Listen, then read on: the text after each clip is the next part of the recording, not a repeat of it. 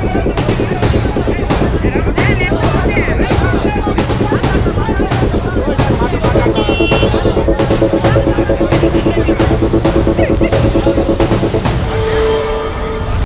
Solar ಭಾಗ್ಯಕ್ಕೆ ಗ್ರಾಮಸ್ಥರ ಜಿದ್ದಾಜಿದ್ದಿ, ಕೈ ತಪ್ಪುತ್ತಾ ಕೋಟ್ಯಾಂತರ ರೂಪಾಯಿ ಯೋಜನೆ.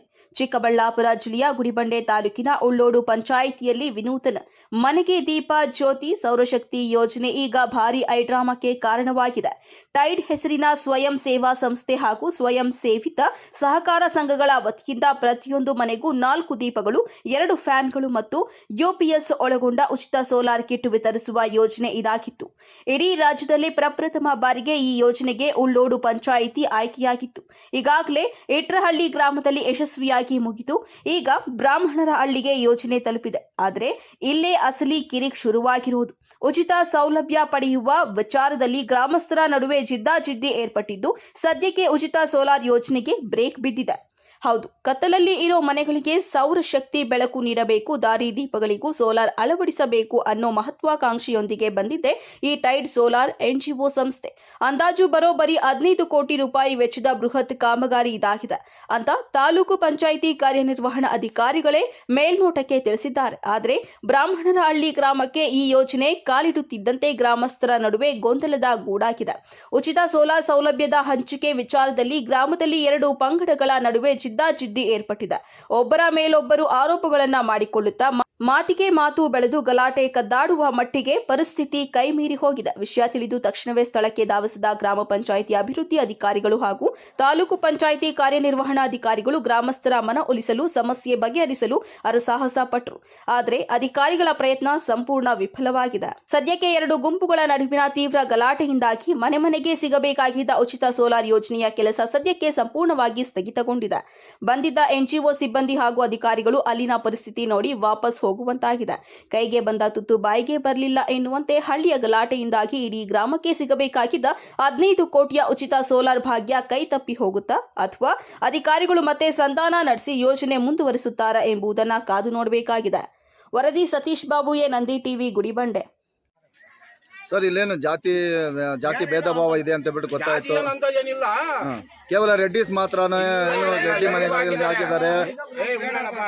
ಎಸ್ಸಿ ಎಸ್ಟಿಗೂ ರೆಡ್ಡಿಗಳಿಗೂ ಎಲ್ಲ ಹಾಕಿದ್ದಾರೆ.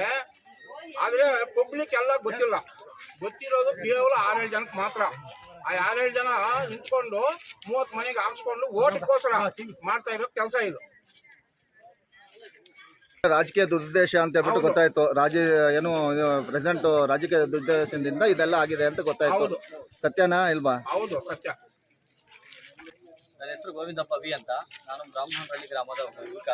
ಸೊ ಇಲ್ಲಿ ನಮ್ಮೂರಿಗೆ ಯಾರೋ ಒಬ್ಬ ದಾನಿಗಳ ಹತ್ರ NGO ಒಂದು ಕಂಪ್ನಿ, ಟೈಡ್ ಅಂತಕ್ಕಂಥ ಕಂಪ್ನಿಯವರು ಬಂದು ಇಲ್ಲಿ ಈ ಥರ ಸೋಲಾರ್ ಸಿಸ್ಟಮ್ ಆಗಲಿ ಅಥವಾ ಊರಲ್ಲಿ ಲೈಟ್ಗಳು ಹಾಕಿ ಊರನ್ನ ಅಭಿವೃದ್ಧಿ ಮಾಡ್ತೀವಿ ಅಂತ ಬಂದಾಗ ಕಮಿಟಿಯಲ್ಲಿ ಒಂದು 6 ಜನನ ಆಯ್ಕೆ ಮಾಡ್ಕೊಂಡಿರ್ಬೋದು.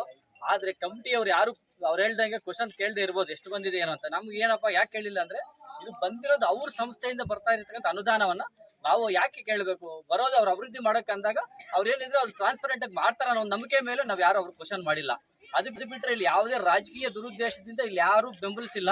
ಅಂಡ್ ಕಮಿಟಿಯಲ್ಲಿದ್ದ ಮೆಂಬರ್ಗಳು 6 ಜನನು ಮುಂದೆ ನಿಂತ್ಕೊಂಡು ಇಂಥವ್ರ ಮನೆಗೆ ಇವಾಗ ಆಗ್ತಾರೆ ಸೂಟೇಬಲ್ ಆಗುತ್ತೆ, ಇಂಥವ್ರ ಮನೆಗೆ ಆಗದೆ ಇವ್ರು ಸಕ್ಸಸ್ ಆಗುತ್ತೆ, ಇವ್ರಿಗಾಗ್ಲಿ ಓದೋ ಮಕ್ಕಳಿರೋ ಮನೆಗೆ. ಇದು ರಾಜಕೀಯ ಪ್ರೇರಿತವಾಗಿರ್ತಕ್ಕಂಥದ್ದನ್ನ ಸುಳ್ಳು. ಇಲ್ಲಿ ರಾಜಕೀಯವಾಗಿರ್ತಕ್ಕಂಥದ್ದು ಯಾವುದೇ ಇಲ್ಲ. ಇಲ್ಲಿ ನಾನೇನು ಯಾವತ್ತು ನಾನು ರಾಜಕೀಯಕ್ಕೆ ಬಂದಿರೋನಲ್ಲ ಅಥವಾ ನಾನು ಮುಂದೆ ಬರ್ಬೇಕು ಅನ್ಕೊಂಡಿರೋನಲ್ಲ. ಆದ್ರೆ ಇದನ್ನ ಸೃಷ್ಟಿ ಮಾಡಿದಾರೆ ಅಷ್ಟೇ. ಇದಕ್ಕೆ ಅನ್ಕೊಳ್ಳೋರ್ಗೆ ಏನ್ ಮಾಡಕ್ಕಾಗಲ್ಲ. ಅನ್ಕೊಳ್ಳೋರು ಅನ್ಕೊಳ್ಳಿ. ನಮ್ಮೂರಿಗೆ ಬಂದಿರ್ತಕ್ಕಂಥವ್ರು NGO ಅವರು ಒಂದ್ ವೇಳೆ ಎಲ್ಲರಿಗೂ ಅನುಕೂಲ ಆಗಂಗಿದ್ರೆ ಕೆಲಸ ಮಾಡ್ಲಿ, ಇಲ್ಲ ಅಂದ್ರೆ ಎಲ್ಲರಿಗೂ ಆದಂಗೆ ನನಗೂ ಆಗುತ್ತೆ, ಊರವ್ರಿಗೆ. ವೀರಪ್ಪ ಮೊಯ್ಲಿ ಅವರು ಕಾರ್ಪೊರೇಟ್ ಮಿನಿಸ್ಟರ್ ಆಗಿದ್ದಂಥ ಸಂದರ್ಭದಲ್ಲಿ ಈ CSR ಆಕ್ಟ್ ಅನ್ನು ತಂದರು. ಆ ಆಕ್ಟ್ ಕೆಳಗಡೆ ಇವ್ರು ಏನ್ ಮಾಡ್ತಾ ಇದ್ದಾರೆ, ಇವರೇ NGO ಸಂಸ್ಥೆ, ಖಾಸಗಿ ಸಂಸ್ಥೆಗಳು, ಈ ಸಂಸ್ಥೆಯವರು ಹೋಗ್ತಾರೆ ಬಹುರಾಷ್ಟ್ರೀಯ ಕಂಪನಿಗಳನ್ನು ಅಪ್ರೋಚ್ ಮಾಡ್ತಾರೆ. ನೀವು ಏನು ಟ್ಯಾಕ್ಸ್ ತೆರಿಗೆಯನ್ನು ಕಟ್ತೀರಿ ಸರ್ಕಾರಗಳಿಗೆ, ಆ ತೆರಿಗೆ ಹಣ ನಮ್ಗೆ ಕೊಡಿ, ನಾವು ಅದನ್ನು ನೇರವಾಗಿ ಜನಗಳ ಮಧ್ಯೆ ಅದನ್ನು ಇಂಪ್ಲಿಮೆಂಟ್ ಮಾಡ್ತೀವಿ ಅನ್ನೋಂಥದ್ದನ್ನೇ ಹೇಳ್ತಾರೆ. ಆ ವಿಷಯದಲ್ಲಿ ಅವರು ಖಾಸಗಿ ಸಂಸ್ಥೆಯವ್ರು ಬಂದು ಬೇರೆ ಯಾವುದೋ ಕಂಪ್ನಿ, ಅದು ನಮ್ಗೆ ಗೊತ್ತಿಲ್ಲ, ಅದು ಇನ್ನೂ ಅವ್ರು ಯಾವ ಕಂಪ್ನಿ, ಅದು ನಮ್ಗೆ ಸಂಬಂಧ ಇಲ್ಲದ ವಿಷಯ ಕೂಡ ಅನಿಸುತ್ತೆ ನನಗೆ. ಬಹುಶಃ ಅದು ಇವ ಅವ್ರು ಕೇಳ್ಬೋದು ಅದನ್ನು. ಅದು ತಗೊಂಡ್ಬಂದು ಅವರು ನಮ್ಮ ಗುಡಿಬಂಡೆ ಚಿಕ್ಕ ತಾಲೂಕು, ಹಿಂದುಳಿದ ತಾಲೂಕು ಅನ್ನೋ ಕಾರಣಕ್ಕಾಗಿ ಅದರಲ್ಲಿ ಮುಖ್ಯವಾಗಿ 2 ಗ್ರಾಮಗಳು ದಲಿತರೇ ಇರುವಂತಹ ಯಾವ ಊರು ಸರ್? ಇಡ್ರಳ್ಳಿ ಮತ್ತು ಬ್ರಾಹ್ಮಣಹಳ್ಳಿ ಅನ್ನೋ ಗ್ರಾಮದಲ್ಲಿ ಮೆಜಾರಿಟಿ ದಲಿತ ಜನ ಇದ್ದಾರೆ ಮತ್ತು ಲ್ಯಾಂಡ್ಲೆಸ್ ಪೀಪಲ್ ಕೂಡ ಇದ್ದಾರೆ. ಸೊ ಇದನ್ನ ಏನು ಕರೆಂಟ್ ವಿದ್ಯುತ್ ಬಿಲ್ ಮುಕ್ತ ಮಾಡುವಂಥದ್ದು ಈ ಗ್ರಾಮ ಏನು ಅವ್ರ ಉದ್ದೇಶ ಏನು ಇಟ್ಕೊಂಡಿದ್ದಾರೆ, ಮೊದಲನೇ ಉದ್ದೇಶ ಯಾರು ಈ ಊರಲ್ಲಿ ವಿದ್ಯುತ್ ಬಿಲ್ ಕಟ್ಟಬಾರ್ದು, ಎಲ್ಲವೂ ಕೂಡ ಸೋಲಾರ್ ಬೆಳಕಿನಿಂದನೇ ನಡಿಬೇಕು ಅನ್ನುವಂಥ ಒಂದು ಉದ್ದೇಶಕ್ಕೆ ಈ ಗ್ರಾಮವನ್ನ ತಗೊಂಡು ಹೋಗಬೇಕು ಅನ್ನೋ ಕಾರಣಕ್ಕಾಗಿ ಅವ್ರಿಗೆ ಬಂದು ಇಳಿದಿದ್ದಾರೆ. ಆ ಬಂದು ಇಳಿದಂಥ ಸಂದರ್ಭದಲ್ಲಿ ಆ ಯೋಜನೆಯನ್ನ ಇಂಪ್ಲಿಮೆಂಟ್ ಮಾಡುವಂಥ ಸಂದರ್ಭದಲ್ಲಿ ಕೆಲವು ಕಹಿಘಟನೆಗಳು ನಡೆದಿದ್ದಾವೆ ಅನ್ನೋಂಥದ್ದು ಈಗ ಎರಡು ಗುಂಪುಗಳ ವಾದ. ನಮ್ಗೆ ತಿಳಿಸಿಲ್ಲ ಅನ್ನೋಂಥದ್ದು, ನಾವು ತಿಳಿಸಿದ್ದೀವಿ ಅನ್ನೋಂಥದ್ದು, ಇದು ಎರಡು ಗುಂಪುಗಳಾಗಿ ಈಗ ಇದಾಗಿದ್ದಾವೆ. ಉದ್ದೇಶ ಒಂದೇ, ಯೋಜನೆ ಇರಲಿ, ಯೋಜನೆ ಜಾರಿ ಆಗಲಿ, ಮತ್ತು ಅದನ್ನು ಇಂಪ್ಲಿಮೆಂಟ್ ಮಾಡೋ ವಿಚಾರದಲ್ಲಿ ಏನು ತಪ್ಪುಗಳಾಗಿದೆ ಅದನ್ನು ಸರಿಪಡಿಸ್ಕೊಂಡು ಹೋಗೋಣ. ಸಾಮಾನ್ಯ ಜನರಿಗೆ ಏನು ತೊಂದರೆ ಆಗೋದು ಬೇಡ. ಹೊಸ ಯೋಜನೆಗಳು ಸರ್ಕಾರಗಳಿಂದ ಬರ್ತಾ ಇರ್ತವೆ, ಹೊಸ ಯೋಜನೆಗಳು ಅದು ಎಲ್ಲರೂ ಕೂಡ ಜನರಿಗೆ ಒಳಿತಿಗಾಗಿ ಬರ್ತಾ ಇರ್ತವೆ. ನಾಗಮಣಿ ತಾಲೂಕು ಪಂಚಾಯತಿ ಕಾರ್ಯನಿರ್ವಹಣಾಧಿಕಾರಿ ಗುಡಿಬಂಡೆ. ನಮ್ಮ ಒಂದು ತಾಲೂಕಿನಲ್ಲಿ 2 ಗ್ರಾಮ, ಇಡ್ರಳ್ಳಿ ಮತ್ತು ಬ್ರಾಹ್ಮಣಹಳ್ಳಿ, ಒಂದು 2 ಗ್ರಾಮದಲ್ಲಿ NGO ಒಂದು ಸಂಸ್ಥೆಯವರು ಮುಂದೆ ಬಂದು ಸೋಲಾರ್ ನೆಟ್ ಝೀರೋ ವ್ಯಾಲ್ಯೂ ಅಂತ ಹೇಳಿ ಅಂತ ವಿಲೇಜ್ ಅನ್ನೋ ಥರ. ಸೊ ಎಲ್ಲ ಸೋಲಾರ್ಮಯ ಆಗಿ ಯಾವುದೇ ಒಂದು ಎಲೆಕ್ಟ್ರಿಸಿಟಿ ಬಿಲ್ ಇರಬಾರ್ದು ಅನ್ನೋ ಒಂದು ಮಹದಾಸೆಯಿಂದ ನಮಗೆ ಬಂದಾಗ ನಾವು ಅನುಮತಿ ಕೊಟ್ಟು ಅವರಿಗೆ ಪಂಚಾಯತಿ ವತಿಯಿಂದ ಅನುಮತಿ ಪಡೆದಿದ್ದು. ನಿಯಮಾನುಸಾರ ನೀವು ಅಲ್ಲಿ ಎಲ್ಲರ ಸಹಕಾರದಿಂದ ಕೆಲಸ ಮಾಡಿ ಅಂತ ಹೇಳಿ ಅವ್ರಿಗೆ ಅನುಮತಿ ನೀಡಿದ್ವಿ. ಸೊ ಈ ನಿಟ್ಟಿನಲ್ಲಿ ಸ್ವಲ್ಪ ಇವತ್ತಿನ ದಿನ ನಮ್ಮ ಬ್ರಾಹ್ಮಣಹಳ್ಳಿಗೆ ಹೋಗಿದ್ದೆ. ಅಲ್ಲಿ ಸ್ವಲ್ಪ ಸೆಲೆಕ್ಷನ್ ಆಫ್ ಬೆನಿಫಿಷರಿ ಆಗ್ಬೋದು ಅಥವಾ ಈ ಒಂದು NGO ಬಗ್ಗೆ ಮಾಹಿತಿ ಸ್ವಲ್ಪ ಅಲ್ಲಿ ತುಂಬ ಜನಕ್ಕೆ ಸಂಪೂರ್ಣವಾಗಿ ಇರಲಿಲ್ಲ. ಸೊ ಅಲ್ಲಲ್ಲಿ ಗೊಂದಲಗಳಿದ್ವು. ಈ ನಿಟ್ಟಿನಲ್ಲಿ NGOದವ್ರನ್ನೇ ಅವ್ರಿಗೆ ಬುಧವಾರನೇ ಕಳಿಸಿದ್ರು. ಸೊ ಈ ಹಂತದಲ್ಲಿ ಆಗಿರೋದು ಬಿಟ್ಟು ಹೊಸದಾಗಾದರೂ ಆಗಬೇಕಾದ್ರೆ ಸಂಪೂರ್ಣವಾಗಿ ಏನೆಲ್ಲ ಯೋಜನೆ ಇದೆ ಅವ್ರ ಹತ್ರ, ಆಮೇಲೆ ಯಾವ್ಯಾವುದು ವಿಭಾಗದಲ್ಲಿ ಯೋಜನೆಗಳಿದ್ದಾವೆ ಅವ್ರ ಹತ್ರ, ಆಮೇಲೆ ಎಲ್ಲರಿಗೂ ಮಾಡ್ತೀವಿ ಅನ್ನೋದೇ ಆದರೆ ಅದು ಸಂಪೂರ್ಣವಾಗಿ ಅವರು ಸಭೆಯಲ್ಲಿ ಹೇಳ್ಬೇಕಾಗುತ್ತೆ. ಜೊತೆಗೆ ಅದು ಫಂಡ್ ಬಂದಂಗೆ ಮಾಡ್ತೀವಿ ಅಂತ ಕೂಡ ಅವ್ರು ನಮ್ಮ ಗಮನಕ್ಕೆ ಬಂದಿದ್ದಾರೆ. ಸೊ ಈ ನಿಟ್ಟಿನಲ್ಲಿ ಸೆಲೆಕ್ಷನ್ ಆಫ್ ಬೆನಿಫಿಷರಿ ಆಗ್ಬೋದು ಅಥವಾ evaluation of the work done ಅವೆರಡೂ ಕೂಡ ಟ್ರಾನ್ಸ್ಪರೆಂಟ್ ಆಗಿ ಆಗಲಿ ಅನ್ನೋದು ನಮ್ಮ ಆಶಯ. ಅದು ಇವಾಗ ಸಂಸ್ಥೆಗಳು ಖಂಡಿತ ನಾವು ಸಹಕರಿಸ್ತೀವಿ ಅಂತ ಹೇಳಿದ್ದಾರೆ. ಸೊ ಈ ಎಲ್ಲ ಗೊಂದಲದಲ್ಲಿ ಎಲ್ಲೋ ಮಾಹಿತಿ ಕೊರತೆ ಆಗ್ಬೋದು, ಉದ್ದೇಶಪೂರ್ವಕವಾಗಿ ಯಾರೂ ಮಾಡಿಲ್ಲ. ದಯಮಾಡಿ ಒಂದು ಈ ವಿಚಾರದಲ್ಲಿ ಎಲ್ಲ ಗ್ರಾಮಸ್ಥರಿಗೆ ಬೇಡೋದೇನಂತಂದ್ರೆ, ಯಾವುದಾದ್ರೂ ಒಂದು ಸಂಸ್ಥೆಯವರು ಅಥವಾ NGOದವರು ಅಥವಾ ಕಂಪನಿಯವರು ಫಂಡ್ಸ್ ಹಾಕೋಕೆ ರೆಡಿ ಇದ್ದಾರೆ ಅಂದಾಗ ನಾವೆಲ್ಲರೂ ಅರ್ಥ ಮಾಡಿಕೊಂಡು ಒಗ್ಗಟ್ಟಿನಿಂದ ಸಮಾಧಾನಲೆ ಸಣ್ಣ ಪುಟ್ಟ ನ್ಯೂನತೆಗಳೇನಾದರೂ ಆದರೆ ಸರಿಪಡಿಸ್ಕೊಂಡು ಶಾಂತಿಯುತವಾಗಿ ಅವನ್ನ ಸೌಲಭ್ಯ ಪಡ್ಕೋಬೇಕು. ಹಾಗೂ ಆ ರೀತಿ ನೋಡಿದರೆ ಈ ಒಂದು ಗ್ರಾಮಗಳಿಗೆ ಬೇರೆ ಎಲ್ಲ ಗ್ರಾಮಗಳಿಗಿಂತ ವಿಶೇಷವಾಗಿರೋ ಗ್ರಾಮಗಳು ಆಗ್ತವೆ. ನಾವು ಅದನ್ನು ಹೊಡೆದಾಕೊಂಡ್ವಿ ಲಾಸ್ ಆಗುತ್ತೆ, ಕೊನೆಗೆ ಎಲ್ಲ ವಂಚಿತರಾಗಬೇಕಾಗುತ್ತೆ.